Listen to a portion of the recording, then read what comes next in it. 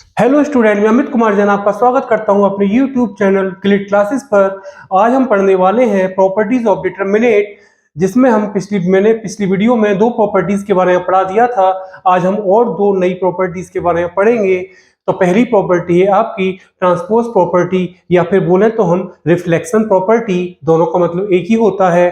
अब इस प्रॉपर्टी का स्टेटमेंट क्या है? ये प्रॉपर्टी ये कहती है, यदि आप कोई एक डिटरमिनेंट लेते हैं, आप उसकी वैल्यू निकाल लीजिए। भाई कोई डिटरमिनेंट लिया और उसकी वैल्यू निकाल दी, फिर हम एक डिटरमिनेंट और लेते हैं, तो वो डिटरमिनेंट दूसरा वाला डिटरमिनेंट कैसे लेते हैं? उसमें हम क्या करते हैं, जो हमने डिटरमिनेंट पहले वाला लिया था उसमें हम उसकी रो और कॉलम को इंटरचेंज कर देते हैं। इसका मतलब ये होता है, जो पहला वाला डिटरमिनेंट था उसकी आप पहली रो को पहला कॉलम बना दीजिए, दूसरी रो को दूसरा कॉलम बना दीजिए, तीसरी रो को तीसरा कॉलम बना दीजिए। इसी को हम बोलते हैं कि हमने उसके पहले वाले डिटरमिनेंट की रो और कॉलम को इंटरचेंज कर दिया। तो हमें क्या मिल गया? एक दूसरा नया डिटरमिनेंट। तो हम इस नए डिटरमिनेंट की वैल्यू भी निकालते हैं, तो उसकी वैल्यू भी वही आएगी जो ओरिजिनल डिटरमिनेंट की थी। तो इसको हम समझने के लिए इसको वेरीफाई करके देखते हैं। तो आप सपोज कीजिए मैंने एक डिटरमिनेंट ले लिया, इसको बोल दिया मैंने L M N P Q R X Y Z. मैंने एक ही डिटरमिनेंट ले लिया। अब मैं इसकी वैल्यू निकालता हूं। तो मैंने कह दिया कि मैं एक्सपेंड करूंगा इसको विद रेस्पेक्ट टू R1। आप किसी के रेस्पेक्ट भी कर सकते हैं, मैं तो इसको R1 के रेस्पेक्ट में ही कर रहा हूं। तो R1 के एलिमेंट आपके क्या है? LMN। तो जो बीच वाला M है उसका प्लेस साइन नेगेटिव है, और जो कॉर्नर के L और N है इनका प्लेस साइन पॉजिटिव है। तो जिसका प्लेस साइन पॉजिटिव होता है वो सेम टू सेम लिखा जाता है, और जिसका प्लेस साइन नेगेटिव होता है वो साइन चेंज करके लिखा जाता है। तो मैंने इसका ये L लिया, तो L वाले कॉलम और रो को हाइड कीजिए, तो आपका ये भी दिखेगा Q Z minus R Y, Q Z minus R Y. अब बीच वाला M आया, इसका प्लेस साइन नेगेटिव है तो हमने माइनस M लगाया। अब ये M वाले कॉलम और रो को छुपाया, तो हमको दिखा पी एक्स आर जेड, तो लिखा मैंने P Z minus R X, P Z minus R X. अब इस n का नंबर आता है, इसका प्लेस साइन पॉजिटिव है, तो ये सेम टू सेम आएगा। n वाले रो और कॉलम को छुपाया तो मिला P Y minus Q X, P Y minus Q X. अब मैं इसको बोल देता हूं कि भाई ये हमारी इक्वेशन नंबर 1 है। अब एक मैं नया डिटरमिनेंट लेता हूं, वो कैसे लूंगा? तो मैंने क्या बताया था, जो ये वाला डिटरमिनेंट है इसकी पहली रो को पहला कॉलम बना दो, दूसरी रो को दूसरा कॉलम बना दो, तीसरी रो को तीसरा कॉलम बना दो। तो इसकी पहली रो LMN है, तो वो इस डिटरमिनेंट में LMN क्या बन जाएगा? पहला कॉलम। दूसरी रो PQR है, वो इसमें दूसरा कॉलम बन जाएगी PQR। तीसरी रो XYZ है, तो इसमें तीसरा कॉलम बन जाएगा वो XYZ।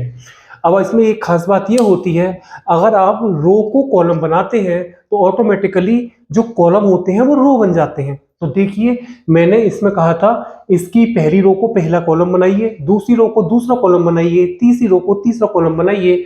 अब आप चेक कीजिए जो उसके कॉलम है वो इसकी रो ऑटोमेटिकली बन जाएंगी। तो देखिए इसका कॉलम क्या है? पहला LPX, तो देखिए इसकी पहली रो है LPX। इसका दूसरा कॉलम है MQY, तो इसकी दूसरी रो है MQY। तीसरा कॉलम है NRZ, तो इसकी तीसरी रो है NRZ। तो अगर आप रो को कॉलम में बनाएं, रो को कॉलम में कन्वर्ट करें, तो ऑटोमेटिकली उसके जो कॉलम होते हैं वो रो में कन्वर्ट हो जाते हैं। आप एक बार में एक ही काम करें, या तो पहली दूसरी रो को पहला दूसरा कॉलम बना दो, या पहले दूसरे तीसरे कॉलम को पहली दूसरी तीसरी रो बना दो। जो भी एक काम करेंगे दूसरा ऑटोमेटिकली अपने आप ही हो जाएगा। अब हम इस डिटरमिनेंट की वैल्यू निकालते हैं। तो मैंने इस वाले डिटरमिनेंट का एक्सपेंशन, इसको मैंने एक्सपेंड किया था पहली रो के रेस्पेक्ट। हमारी पहली रो में LMN आ रहा था, लेकिन यहाँ पे हमारे जो LMN है वो हमारे इसके पहले कॉलम में आ रहे हैं। तो भाई डिटरमिनेंट का एक्सपेंशन आप किसी भी रो और किसी भी कॉलम के रेस्पेक्ट करें, आपका आंसर एक ही आता है। तो मैं इस वाले डिटरमिनेंट को कॉलम 1 के रेस्पेक्ट एक्सपेंड कर देता हूँ। तो मैंने क्या किया, यहाँ क्या लिखा मैंने, expand with respect to C1, इसको मैंने कॉलम 1 के रेस्पेक्ट एक्सपेंड कर दिया। ठीक है, अब कॉलम 1 के एलिमेंट क्या है, L M N, तो क्या बताया था मैंने, इस L का और इस N का प्लेस साइन क्या है, पॉजिटिव, और इस M का क्या है, नेगेटिव। तो जब मैं C1 के अलोंग करूंगा तो इसका पहला एलिमेंट है L वाले रो और कॉलम को हाइड कीजिए तो दिखाई देगा आपको QZ minus RY, QZ minus RY। अब इसकी बारी आती है M की, ध्यान रखना C1 के रेस्पेक्ट कर रहे हैं, फर्स्ट कॉलम के रेस्पेक्ट, तो अब M आता है, इस M का प्लेस साइन क्या है, नेगेटिव, तो हम माइनस M लिखेंगे। M वाली रो और कॉलम को हाइड कीजिए, ये चार दिखेंगे आपको PZ minus RX, PZ minus RX। अब इस N की बारी आती है, इसका प्लेस साइन है आपका पॉजिटिव, N लिखिए, N वाली रो कॉलम को हाइड कीजिए, PY minus QX, PY minus QX, इसको मैंने इक्वेशन नंबर 2 बोल दिया।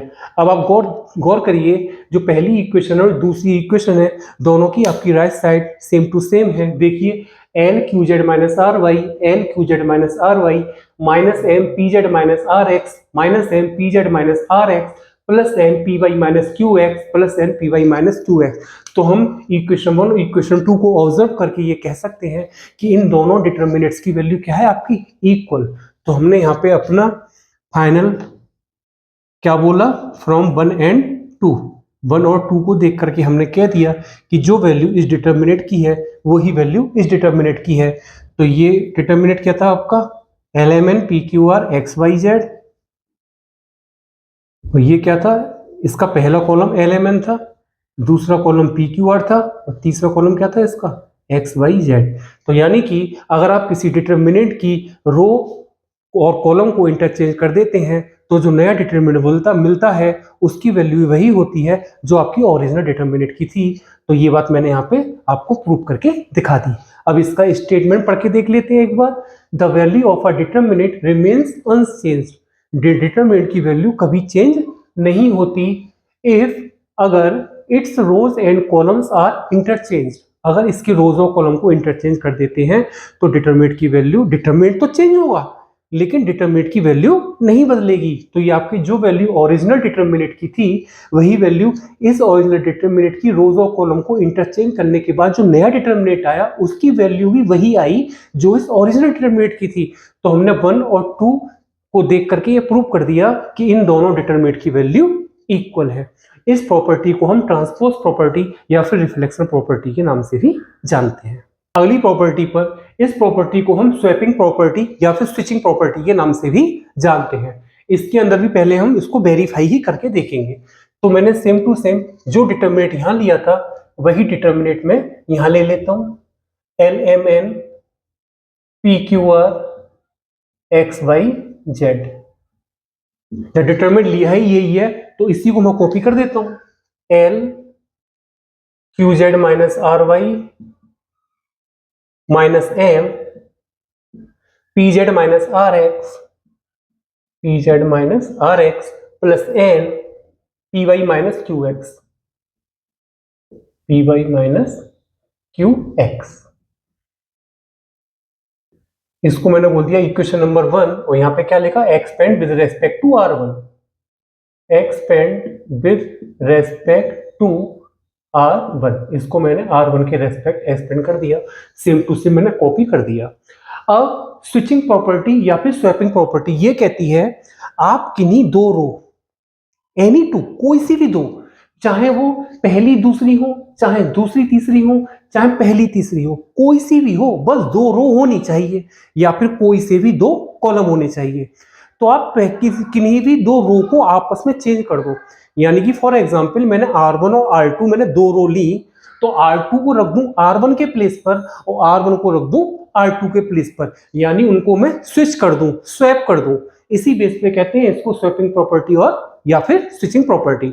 तो आप कोई भी दो रो लो उनको आपस में चेंज करो या फिर कोई भी दो कॉलम लो उनको आपस में चेंज करो, तो जो नया डिटर्मिनेंट आएगा उसकी वैल्यू क्या होगी, तो जो वैल्यू इसकी थी बस उसमें जो वैल्यू इसकी आएगी उस वैल्यू की अपोजिट यहाँ पे आएगी, यानी अगर इसकी वैल्यू 2 आएगी तो उसकी वैल्यू आएगी -2, अगर इसकी वैल्यू -2 आएगी तो इसकी वैल्यू आएगी 2, यानी कि इसकी जो वैल्यू आएगी उसमें आप -1 का मल्टीप्लाई कर दीजिए तो वो वैल्यू इस वाली डिटरमिनेंट की होगी जो मैं अभी पता करने वाला हूं।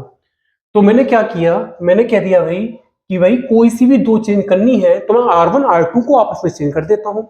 तो मैंने R2 जो तुम्हारी PQR है वो तो लिख दी मैंने पहले प्लेस पर, LMN जो पहले प्लेस पर है उसको मैं लिख दिया सेकंड प्लेस पर। सेम टू सेम लिखनी है, एलिमेंट चेंज नहीं करने। देखिए जो पहली रो है LMN वो इसमें सेकंड है LMN, और जो इसमें सेकंड है PQR वो इसमें फर्स्ट है PQR।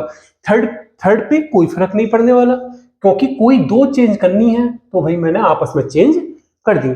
अब मैं इसकी भी वैल्यू निकालता हूं। भाई इसमें LMN R1 में LMN आ रही थी, इसमें LMN कहां आ रहे हैं आपके R2 में, तो मैं इसको एक्सपेंड करता हूं with respect to R2, expand with respect to R2, क्योंकि ऐसा करने से थोड़ी चीजें आसान हो जाती हैं। ऐसा नहीं है कि आपके मन में ये आ रहा हो कि इसमें LMN R1 की रेस्पेक्ट किया था तो उसमें LMN आ रहे हैं तो इसमें C1 इसमें हम R2 की रेस्पेक्ट करेंगे क्योंकि इसमें LMN आ रहे हैं। ऐसा कोई लॉजिक नहीं है, आप किसी की रेस्पेक्ट करो। बस ये बात है ऐसा करने से मेरे स्टेप कम हो जाते हैं और चीज जल्दी समझ में आती है। तो अब यहाँ पे इस LMN को देखो, ये आपकी R2 है तो इस L का और इस N का दोनों का प्लेस साइन नेगेटिव है और जो बीच वाला M है उसका प्लेस साइन पॉजिटिव है। तो L और N साइन चेंज करके आएंगे। तो इस L को लिखा मैंने -L, अब -L, सॉरी ये थोड़ा मार्कर दिक्कत कर रहा है, -L। अब L वाली रो और कॉलम को हाइड कीजिए, क्या दिखाई देगा, QZ -RY, QZ -RY। अब इसका प्लेस साइन क्या है, पॉजिटिव, क्योंकि R2 की रेस्पेक्ट कर रहे हैं तो M की बारी आती है तो ये आपका पॉजिटिव ही आएगा। M वाली रो कॉलम को हाइड कीजिए, PZ -RX, PZ -RX। अब बारी आती है N की, इसका प्लेस साइन नेगेटिव है। N वाले रो और कॉलम को हाइड कीजिए, PY -QX,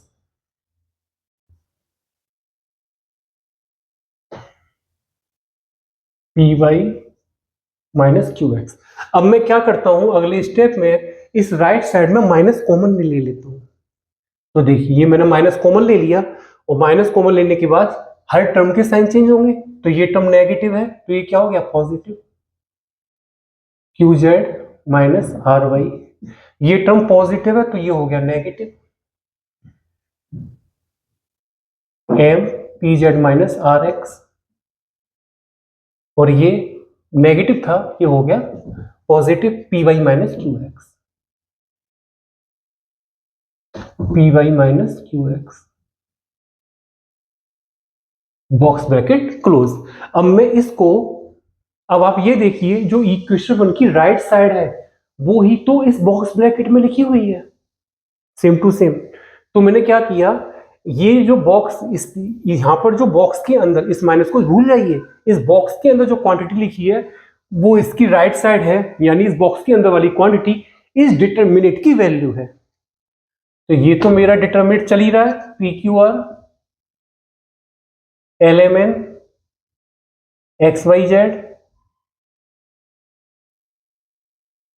अब नेक्स्ट स्टेप में मैंने क्या किया, ये PQR LMN XYZ इक्वल, इस माइनस को मैंने लगा दिया। अब बॉक्स वाला जो एक्सप्रेशन है वो इक्वेशन 1 को देख करके पता चलता है इस डिटरमिनेंट की वैल्यू है, तो इस बॉक्स की प्लेस पर मैं इस डिटरमिनेंट को लिख देता हूं, LMN PQR XYZ। ठीक है, अब इस स्टेटमेंट को पढ़िए, एनी टू रोज या फिर कोई दो रो या फिर कोई दो कॉलम, आप कुछ भी कर सकते हैं। डिटरमिनेंट के अंदर इंटरचेंज आपस में चेंज कर दिए जाते हैं, यानी कि कोई भी दो रो ले लो उनकी प्लेस चेंज कर दो, कोई भी दो कॉलम ले लो उनके प्लेस चेंज कर दो, then the value of determinant changes by minus sign only, तो डिटरमिनेंट की जो वैल्यू होती है केवल माइनस साइन से चेंज होती है। तो देखिए न्यू डिटरमिनेंट जो पहली और दूसरी रो को चेंज करने पर आया था वो आपका यही तो था। तो देखो ये किसके इक्वल है, जो आपका ओरिजिनल डिटरमिनेंट था उसके बाहर क्या लग गया, माइनस। तो जो इसकी वैल्यू होगी वो इस डिटरमिनेंट की वैल्यू और किसके -1 इन दोनों के प्रोडक्ट की इक्वल होगी। तो यानी कि हमने ये सीखा, आप किसी डिटरमिनेंट में कोई भी दो रो या दो कॉलम को इंटरचेंज कर दीजिए तो जो डिटरमिनेंट की वैल्यू आती है वो केवल वो जो वैल्यू आती है वो ओरिजिनल डिटरमिनेंट की -1 टाइम होती है, यानी उसका साइन चेंज हो जाता है। तो इस प्रॉपर्टी को हम जानते हैं स्वैपिंग प्रॉपर्टी या फिर स्विचिंग प्रॉपर्टी। मुझे उम्मीद है आपको वीडियो समझ में आई होगी, आप इसको समझें, अपना कॉन्सेप्ट क्लियर करें। नेक्स्ट वीडियो में जल्दी ही मिलूंगा। Bye bye.